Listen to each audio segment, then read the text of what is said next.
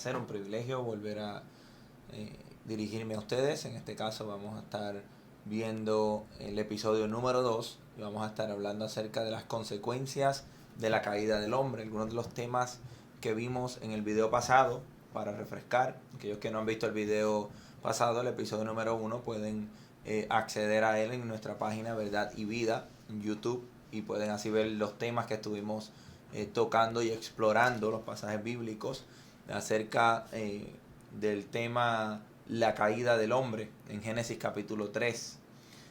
Y vimos los primeros 7 versículos, del versículo del 1 al 7. Vimos la astucia de Satanás, vimos cómo Satanás engañó a Eva a través de la mentira, haciéndola dudar de la palabra de Dios, y vimos las consecuencias, ¿verdad? Hasta cierto punto, de la mujer haber sido engañada y de guiar al hombre en el engaño de la mujer y llevarlo a desobedecer directamente la palabra de Dios. Entre los principios que estuvimos viendo, vimos que el hombre necesita prestar especial atención a la palabra de Dios y que los principios escriturales o los principios que están en la palabra de Dios son los que han de guiar al hombre en el camino de su vida para que pueda entender el propósito por el cual fue creado. En ningún otro lugar podemos encontrar el propósito de nuestra creación, solamente en la palabra de nuestro Dios. Y cualquier otro principio de vida que el hombre utilice para guiarse o dejarse guiar y dejarse llevar en su vida es una mentira de Satanás. Vimos que el pecado traía vergüenza. Vimos al hombre y a la mujer que se descubrieron estando desnudos, se avergonzaron y eso los llevó a esconderse de la presencia de Dios. Y nos quedamos en el momento donde se iba a llevar a cabo el encuentro entre Dios y el hombre, pero no un encuentro normal o regular como el hombre y Dios acostumbraban a verse o a encontrarse, sino en este momento, en este episodio, vemos que el hombre ya ha pecado en contra de la presencia de Dios, en contra del mandato que Dios le había dado al hombre en Génesis capítulo 6, o capítulo 2, perdón, versículos 16 y 17. Y cómo se suscita ese encuentro ahora entre Dios y el hombre, ya habiendo pecado, sintiendo vergüenza por su maldad y en este caso tratando de esconderse. En este episodio vamos a tocar los versículos del 8 al 24, no vamos a tocarlos todos los versículos por causa del tiempo, pero vamos a tocar ciertos versículos que nos muestran unos principios muy esenciales en cuanto a las consecuencias de la caída del hombre en aquel momento, las consecuencias inmediatas. Luego vamos a tocar las consecuencias más extensas, hasta dónde se extienden esas consecuencias y cuáles son las implicaciones. Pero en estos versículos vamos a ver cuáles eran las consecuencias inmediatas de el hombre haber pecado en contra de Dios y ese encuentro entre Dios y el hombre. Vamos a ver qué ocurre en estos versículos. Recuerden que el Dios santo y justo, el creador de todo el universo, no puede quedarse de brazos cruzados cuando el pecado se lleva a cabo en el hombre. El hombre peca, falla, rompe el mandato, desobedece directamente a Dios. Por lo tanto, el Dios justo o la justicia de Dios lo obliga a actuar en contra del pecado. Y las acciones del hombre tienen unas consecuencias que no solo afectan al hombre, sino que se extienden más allá del hombre a lo largo de todas las generaciones, de toda la historia de la humanidad, y afecta a toda la humanidad. Ahora, se produce un dilema. El hombre debe enfrentar el juicio de Dios. ¿Qué puede hacer ahora? ¿En qué posición se encuentra el hombre luego de haber pecado? Y vamos a ver algunos principios. El principio número 1 es que Dios lleva al hombre a que reconozca y confiese su pecado. Dios toma la iniciativa y busca al hombre. Fíjense el versículo 8 y 9. Se los voy a colocar en la pantalla para que puedan verlo mientras lo vamos leyendo. Y dice, y oyeron al Señor Dios que se paseaba en el huerto al fresco del día. Y el hombre y su mujer se escondieron de la presencia del Señor Dios entre los árboles del huerto. Y el Señor Dios llamó al hombre y le dijo, ¿dónde estás? Note en el principio del versículo 8 que dice que oyeron al Señor que se paseaba en el huerto al fresco del día. Interesantemente, el hombre y la mujer ya estaban acostumbrados a tener una relación íntima con Dios y por lo tanto conocían la voz de Dios, conocían la presencia de Dios y conocían cuando Dios se estaba paseando en el huerto de una manera muy, muy particular.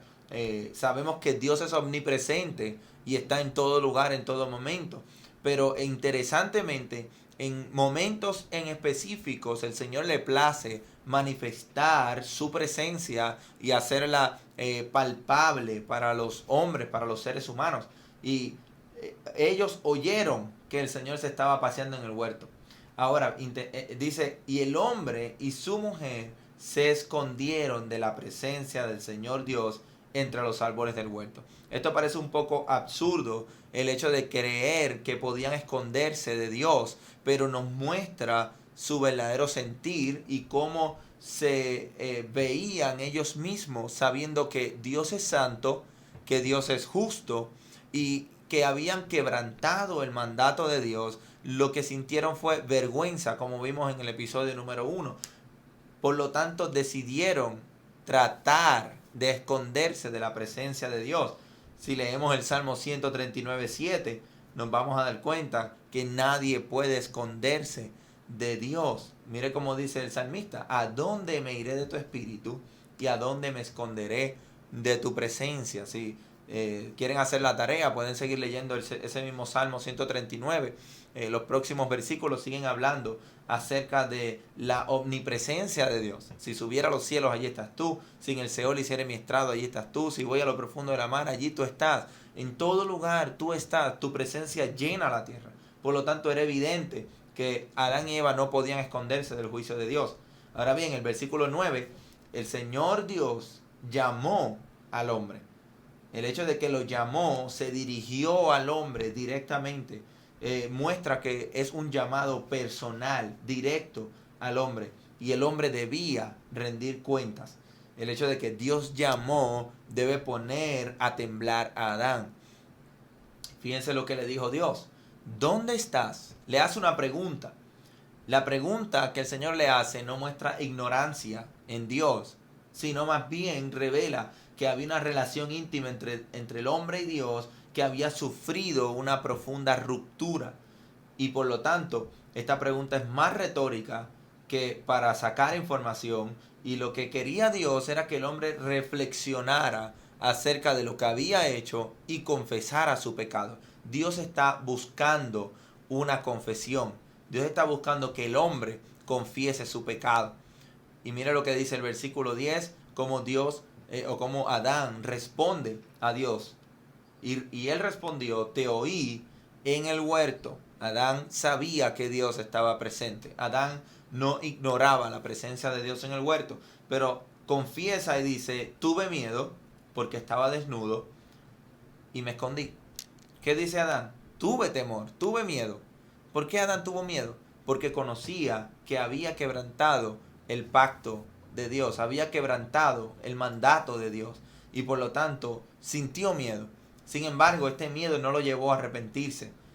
Adán ignoraba las implicaciones de su desobediencia, pero sabía que algo muy malo estaba a punto de suceder. Por lo tanto, tuvo miedo y se escondió. Qué glorioso principio y panorama vemos aquí. Dios se acerca al hombre buscando la confesión del hombre. Dios se aproxima al pecador. Dios va a quien ha quebrantado el pacto. Tenemos una relación entre dos partes y la parte ofendida en este caso es Dios. De hecho, la parte ofendida en todos los casos es Dios. Cada vez que el hombre peca contra el hombre, en realidad está pecando contra Dios. Cada pecado en el universo se hace en contra de la misma presencia de Dios. Sin embargo, Dios se acerca al hombre. Dios se acerca al que ha desobedecido. Dios se acerca buscando la confesión de aquel que ha fallado delante de su presencia. Este panorama es glorioso y debe conmover nuestros corazones ante la grandeza de nuestro Dios y su misericordia para con nosotros. Vemos como principio número 2, el hombre resiste o se resiste al arrepentimiento. Prefiere no reconocer su responsabilidad, no acepta su pecado. Cuando el hombre se niega a arrepentirse, recibe juicio. Sin embargo, cuando el hombre confiesa su pecado y se arrepiente, recibe perdón. Esto lo vemos como un principio general. Es muy difícil para el hombre arrepentirse y reconocer su pecado. Vamos a ver los versículos 11 al 13. Y Dios le dijo: ¿quién te ha hecho saber que estabas desnudo? ¿Has comido del árbol del cual te mandé que no comieras? Dios sabía esta información. Dios sigue indagando en el hombre para que el hombre confiese su pecado. Dios le hace preguntas al hombre cuyas respuestas él las conoce. Él sabía que alguien había inducido a la mujer y la mujer había envuelto al hombre en este engaño y habían desobedecido. Y lo que habían hecho era quebrantar el mandamiento, el único mandamiento que recibieron de Dios. Ahora el versículo 12 nos da la respuesta del hombre ante la pregunta que Dios le está haciendo. La mujer que tú me diste por compañera me dio del árbol y yo comí. Miren esto, hermano, qué absurdo el hecho de no culpar tan siquiera a la mujer, sino culpar a Dios. El hombre culpó a Dios de su propio pecado. No reconoció su responsabilidad en cuanto a su pecado. No reconoció que había ofendido al Dios eterno. Y le dijo: tú me diste una mujer y esa mujer me hizo pecar y yo comí del árbol. Le está culpando a Dios por haberle dado a la mujer. Ahorita vamos a ver aplicaciones acerca de estos pasajes. Pero básicamente esta es la misma actitud que tiene todo hombre al escuchar que necesita arrepentirse de sus pecados, que necesita ser salvado del poder, del dominio del pecado y de sus consecuencias, y simplemente el hombre se niega a reconocer que ha pecado y culpa a Dios por la condición de vida que lleva, culpa a la sociedad, culpa a los que le rodean, culpa a sus padres, culpa a sus hermanos, culpa a la escuela, culpa a su niñez, y busca siempre la forma de echar la culpa hacia un lado y no reconoce la realidad y la responsabilidad que tiene delante de la presencia de Dios. Sin embargo, el Señor Dios habla a la mujer en el versículo 13. Le dice entonces el Señor Dios dijo a la mujer: ¿qué es esto que has hecho? Y la mujer respondió: la serpiente me engañó y yo comí. La misma actitud, hermano. El corazón del hombre no reconociendo su pecado, no reconociendo su maldad. Ahora bien, esto nos lleva entonces a las maldiciones por causa del pecado. Las sentencias que Dios emite tanto al hombre como a la mujer, como a la serpiente. Y no vamos a tocar o no vamos a adentrarnos de lleno a cada una de estas sentencias. Sin embargo, vamos a tocar un versículo que es muy importante que entendamos de comienzo, porque este versículo nos explica o nos abre una ventana de esperanza para ver cómo se desarrolla el plan de redención de Dios a lo largo de las Escrituras. Y es el versículo 15. Vamos a notar lo que dice el versículo 15. Y pondré enemistad entre ti y la mujer, y entre tu simiente y su simiente. Él te herirá en la cabeza y tú lo herirás en el calcañar. Fíjense que Dios se está dirigiendo directamente a la serpiente, y dirigiéndose a la serpiente no le hace ningún tipo de preguntas como lo hizo con el hombre o la mujer, sino simplemente maldijo a la serpiente física. Le dijo: sobre tu pecho andarás y polvo vas a comer todos los días, todo el tiempo. Sin embargo, no solo maldijo a la serpiente física, sino maldijo a la serpiente espiritual, quien es Satanás, que se conoce como la serpiente antigua o el gran dragón, como lo vemos en el Apocalipsis, o el engañador, el que está engañando y tramando siempre para destruir tratar de destruir los planes de Dios. Y lo que hace Dios es que expresa o abre lo que se conoce como el protoevangelio, la primera proclamación del evangelio que se hace en el libro de Génesis. Él dijo: pondré enemistad entre ti y la mujer, entre tu simiente y la simiente tuya. ¿De qué está hablando cuando habla de simiente? Está hablando de tu descendencia. Así que la descendencia de la mujer o la descendencia de la serpiente iban a experimentar enemistad. ¿Cuál es la descendencia de la serpiente? Según el libro de Juan, capítulo 8, nos enseña que los hombres que no creen en el Señor Jesucristo, que no le recibieron, fueron llamados por Cristo mismo hijos del diablo. El Señor les dijo: ustedes son hijos de su padre el diablo, porque no hacen las obras de Abraham. Ustedes quieren destruirme, por lo tanto son hijos del diablo. Esta es la descendencia de la serpiente.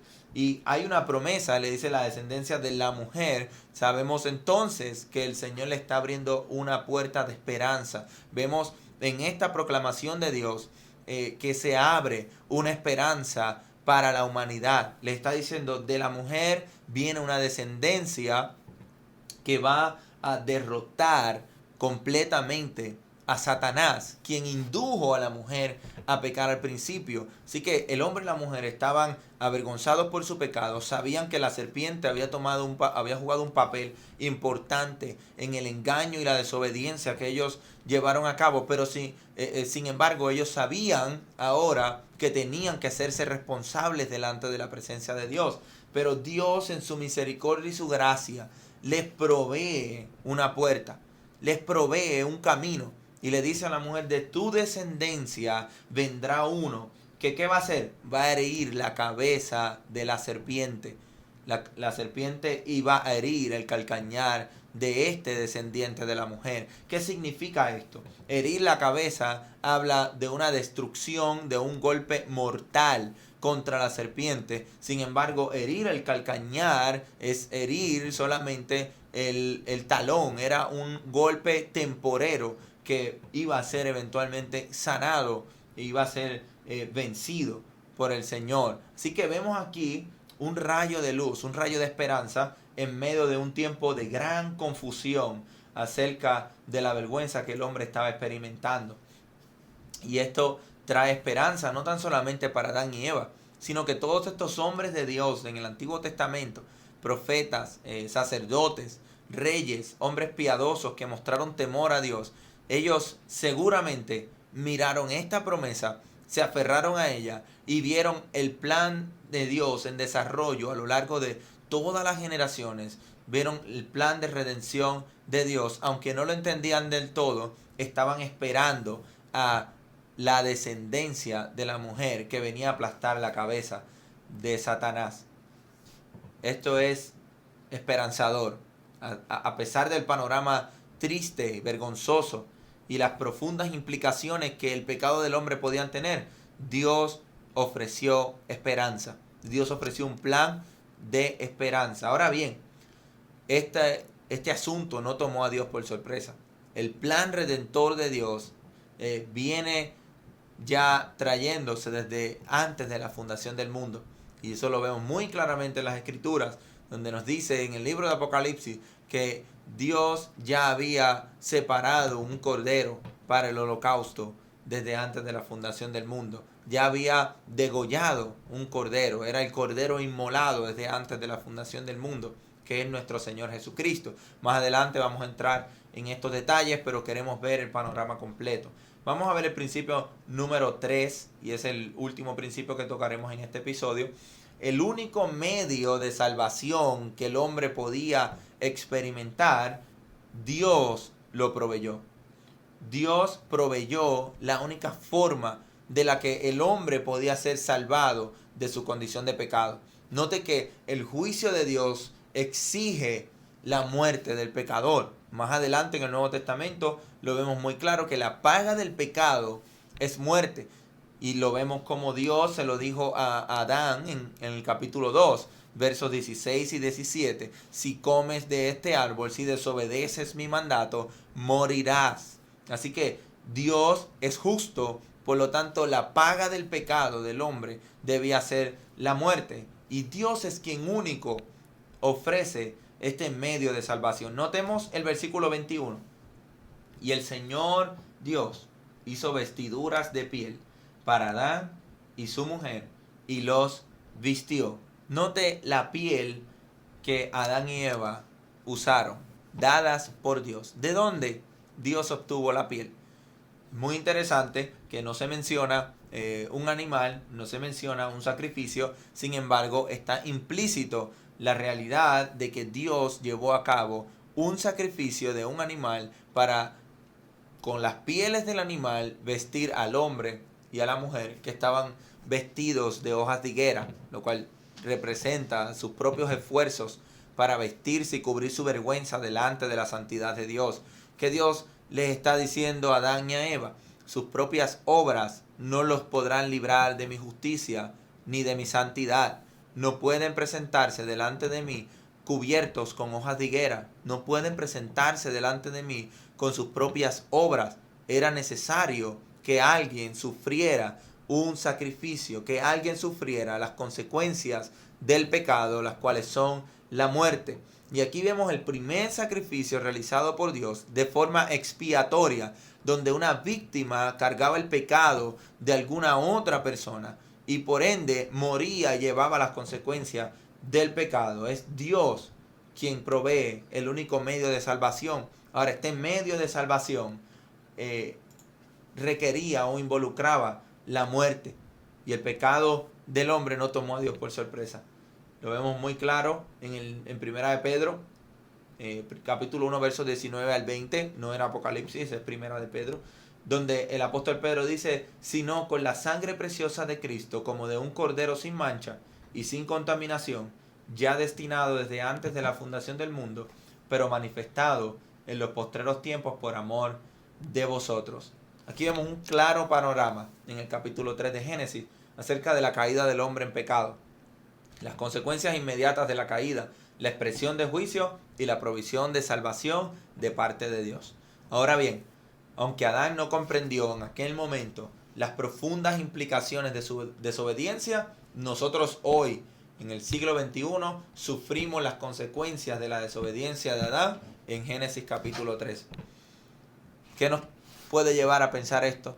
¿Cómo nosotros hoy estamos sufriendo estas consecuencias? En el próximo episodio vamos a ver cómo la decisión de Adán afectó a toda la raza humana, cómo el juicio de Dios afecta a toda la raza humana y cómo Dios salva al hombre de su propio juicio. Así que si quieres saber estos detalles y quieres seguir juntamente con nosotros explorando estas verdades desde el libro de Génesis, por favor acompáñanos en el próximo episodio, donde vamos a ver las implicaciones de la caída de Adán. Dios les bendiga, Dios les guarde. Un saludo a todos. Dejen sus comentarios en el video y estaremos muy contentos y complacidos de contestar cualquier pregunta que pueda surgir, y les esperamos en el próximo video.